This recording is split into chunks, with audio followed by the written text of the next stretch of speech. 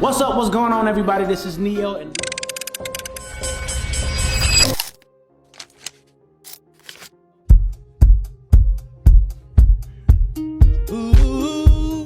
She had just given birth to his second child. She was laying on a delivery table, still bleeding, still recovering, with her fiance holding her hand. And in that exact moment, with the man she was about to marry standing right next to her, she told the doctor she wanted her fallopian tubes burned, permanently, forever. She said it because she trusted him, because he had promised, eye to eye, that he was about to do the same thing on his end, a vasectomy. They were a forever family. 2 kids was enough, done, sealed, final. 2 years later, that same man called her on the phone, not face to face, on the phone. And he told her he did not want to be monogamous anymore. He had already moved on. He was already with somebody else. And the vasectomy he had promised her, the one she based her whole sterilization decision on, the one she made a permanent surgical choice on her own body, trusting that he was making the same choice on his. He never got it. He never did it. He just told her he did. And then he went out and fathered 5 more children with 2 other women. This is the story of Neo. Not the singer y'all see on stage, not the smooth, well-dressed, Grammy-winning gentleman of R&B y'all grew up listening to. The other one. The one his fiance called a stranger. The one his wife called a narcissist. The one his side chick called Diddy Junior.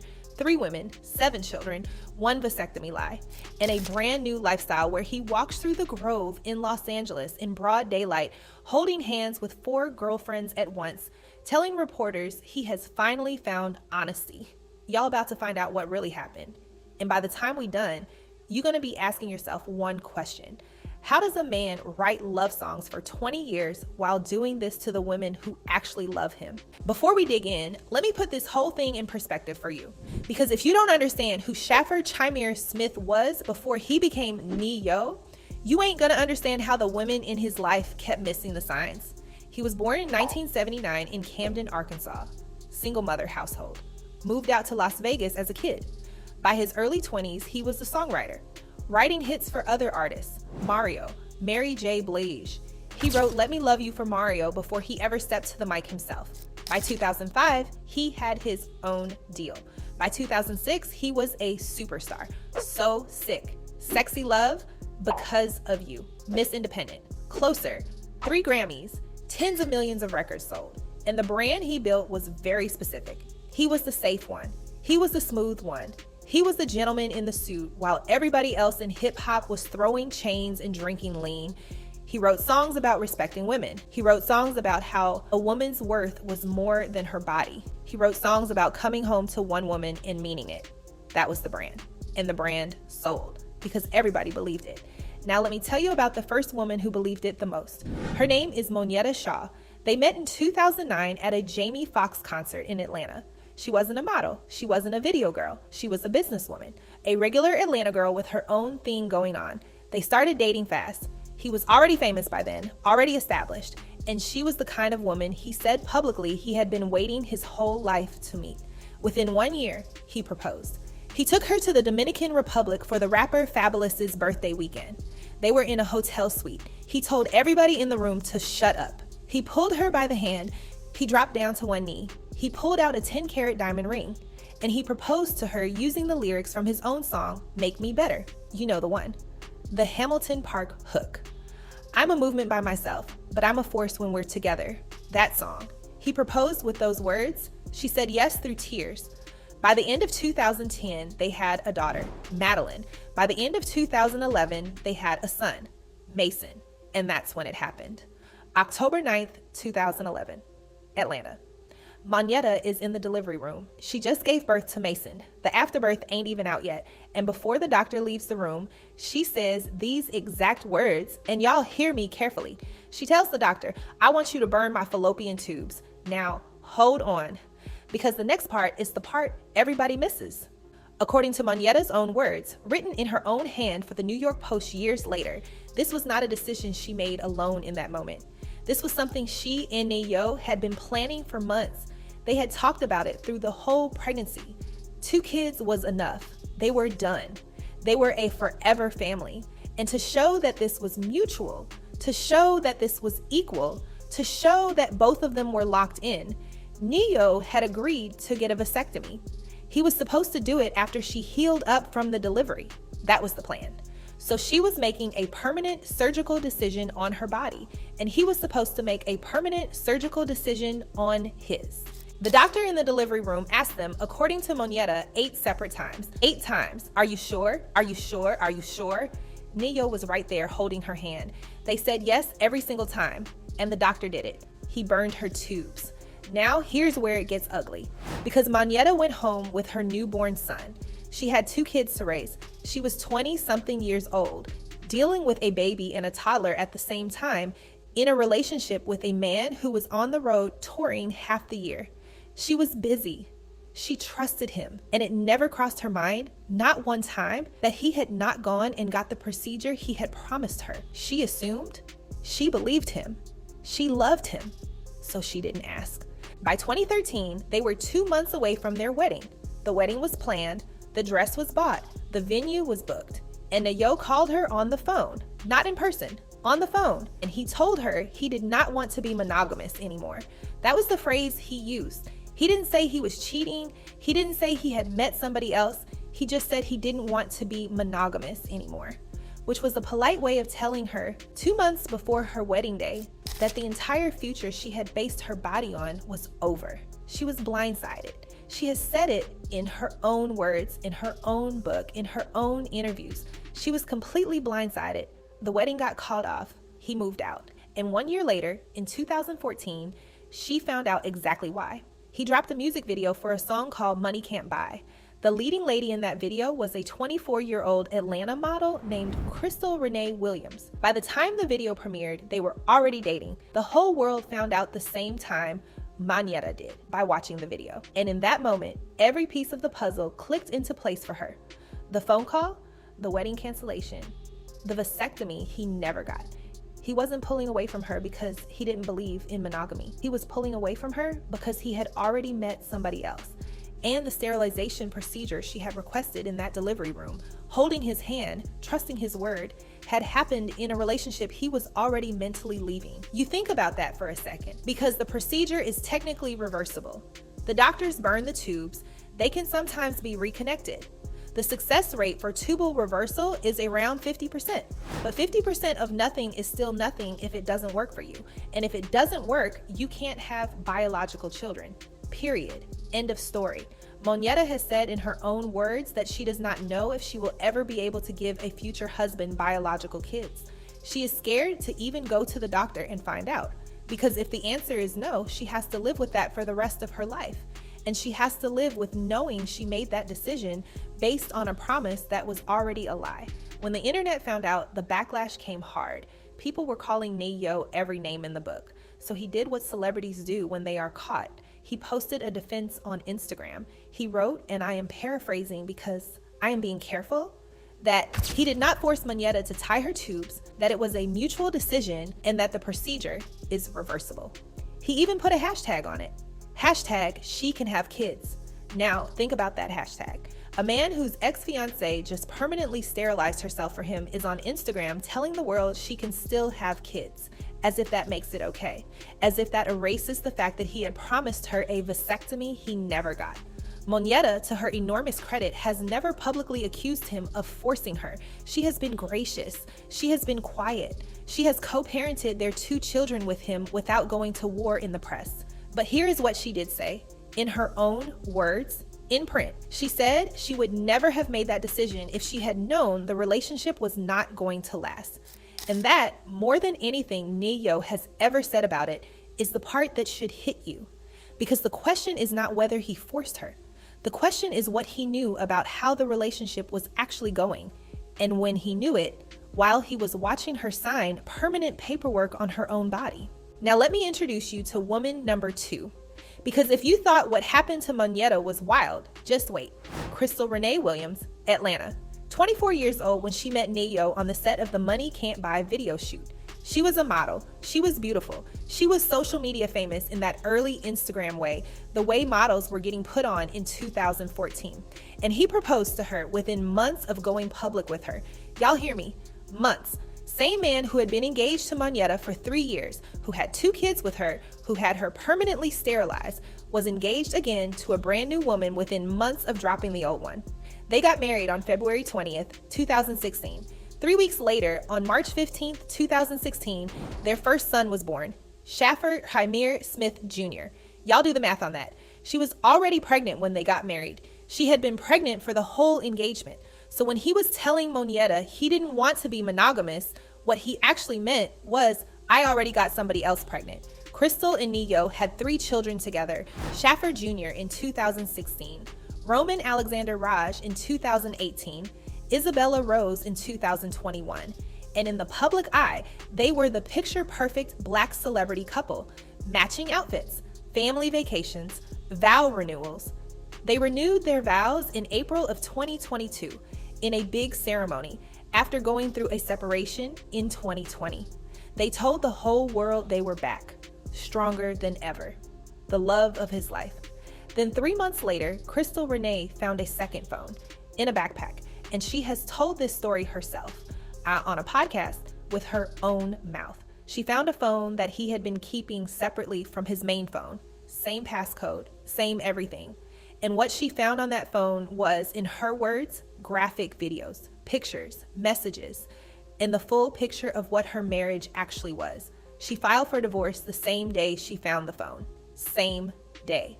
She didn't even sleep on it. She didn't even try to confront him about it first. Because what she had found, by her own statement, was not one mistake. It was years of lies. The day before she filed, she posted on her Instagram a statement that broke the internet. She said, and I'm quoting her words here, 8 years of unknowingly sharing my life and husband with numerous women who sell their bodies to him unprotected, every last one of them. She accused him of paying for sex workers, unprotected. While she was at home raising their 3 children, breastfeeding their daughter, Isabella, who was less than a year old at the time. She said the mentality of asking her to stay and accept it was the mentality of a narcissist. She filed, she moved out, and then the rest of the story came out. There was another woman. Her name was Sade Bagnerise, Atlanta influencer.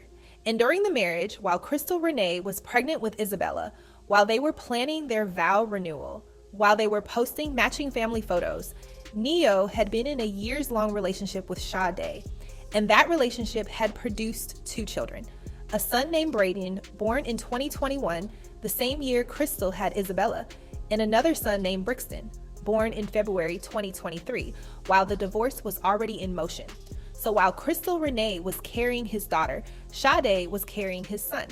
While Crystal Renay was renewing her vows, Sade was already pregnant with the next child. While Crystal Renay was being told everything was perfect, there was a whole other family being built 3 exits down the highway. Sade Bagnerise eventually came forward and told her side, and she said something that almost nobody else has said about Neo. She said she had privately apologized to Crystal, face to face, woman to woman. She said when she finally met Crystal, what she found was not a wife defending her marriage. What she found was a woman who was confused, broken, and betrayed. A woman who had no idea any of this was happening. Sade said in her own words that Crystal was hurting and healing, and that as hard as Neo tries to play tough, he was hurting too. But here's the part Sade said that really tells you the truth about what was going on in that house. She accused Neo of body slamming her. She accused him of having their children around sex workers. She accused him of struggling with addictions. She called him Diddy Junior. And she said all of this on Instagram Live with her own face on camera, with her own voice in 2024. The divorce was finalized in February 2023. The settlement was massive. According to the court documents that got leaked, Neo had to pay Crystal Renay $1.6 million upfront, $12,000 a month in child support, $5,000 a month in alimony for 3 years. He had to hand over a Georgia property. He had to pay $20,000 for moving expenses and $150,000 for a brand new luxury car. The marriage was over. The mask was off. And the next chapter, the one we are living through right now, started. Because here's what Neo did after the divorce. He did not go quiet. He did not do the celebrity rehab tour. He did not write a sad ballad and apologize on a podcast. He doubled down. In April of 2024, 15 months after the divorce was final, he was spotted walking through the streets of South Beach, Miami, holding hands with 2 women at the same time. Then on April 18, 2024, he walked through the Grove in Los Angeles in broad daylight with his girlfriends. A reporter from TMZ ran up to him and asked him about it. And he said, and I'm quoting him directly, "In the realm of love and romance, you should let people do whatever they want to do. I can't see how it's hurting anybody." That was the new Nayo, the unapologetic Nayo, the polygamous Nayo. By March of 2025, he had introduced the world to 4 girlfriends. Not 1, not 2, 4. He posted them on Instagram. He started doing interviews about his new lifestyle. He went on the Ricky Smiley Morning Show. He went on Big Boy TV. He sat down with podcaster after podcaster and explained with a straight face that this was the answer he had been looking for his whole life. He told them, and again, I'm quoting him directly, that he had wasted a lot of time being dishonest, and that if he had taken this approach from the start, he could have saved himself a lot of heartache. He said the new system worked because everybody was honest. Everybody was consenting. Everybody knew what it was. He said he was no longer manipulating, no longer brainwashing, no longer lying. He said to every woman he meets now, "Here is what it is. I like you, but I also like her and her and her. If you're cool with that, come on. If not, thank you for your time." And he tells his children the same thing. He has said publicly that he tells his kids, "This is daddy's girlfriend. And so is that one, and so is that one, and so is that one. She gonna make you cereal. She gonna cook lunch. She gonna wash your clothes, and it's all good." Now, I want you to sit with that for a second, because this is the man who broke Monyetta Shaw's heart by phone 2 months before their wedding. This is the man who told Crystal Renay he was committed while keeping a second phone with another family on it. This is the man whose mistress called him Diddy Junior and accused him of bringing sex workers around his kids. And now he wants the world to believe that the cure for all of that was not therapy, not accountability, not changing his behavior. The cure was just to stop hiding it, to put 4 women on Instagram, to call it honesty. As if the only problem with the previous 20 years of his life was that he was being too discreet. Crystal Renay has been asked about it. She has been gracious in public. She has said things like, if it makes him happy, she is happy for him. But she has also said, in the same breath, that she would never have married him if she had known about this lifestyle. She said in an interview, and I'm paraphrasing, that marriage scares the absolute mess out of her now. She said the man she fell in love with is not the man she ended up with. She said she felt like she had been living with a stranger. And that line right there is the line that connects all 3 women. Monyetta said she felt blindsided. Crystal said she felt like she was living with a stranger. Sade said he was going through a midlife crisis and refusing help. 3 different women, 3 different relationships, 3 different decades, same story. And the 7 children. Madeline, now 15. Mason, now 14. Schaffer Jr., now 10. Roman, now 7. Isabella, now 5. Braden, now 5. Brixton, now 3. 7 children, 3 mothers, 1 father, all trying to figure out, in the middle of all of this, what kind of family they actually belong to. Neo has said publicly that he tells them everything, that he is honest with them, that they understand the structure and respect each other. Crystal Renay has said she believes the lifestyle sends mixed signals to their children. The court records, which were supposed to be sealed but got leaked, show that her divorce decree includes a clause about who can and cannot be brought around the kids. She fought for that clause specifically because of what she was seeing.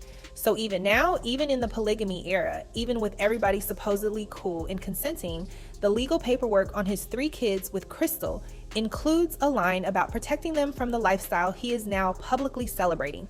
And here is the question that the women in this story have been quietly asking for over a decade. Where was this honesty when Monyetta was in the delivery room? Where was this honesty when Crystal Renay was carrying their 3rd child? Where was this honesty when Sade Bagnerise was pregnant during somebody else's marriage? The new Nayo says he has stopped lying. The new Nayo says everybody knows what it is. The new Nayo says the women are happy and consenting. And maybe that's true now. Maybe the 4 girlfriends really did sign up for what they are getting. But the 3 women he had children with did not sign up for this. They signed up for a husband. They signed up for a partner. They signed up for the man in the music videos who wrote songs about loving them right.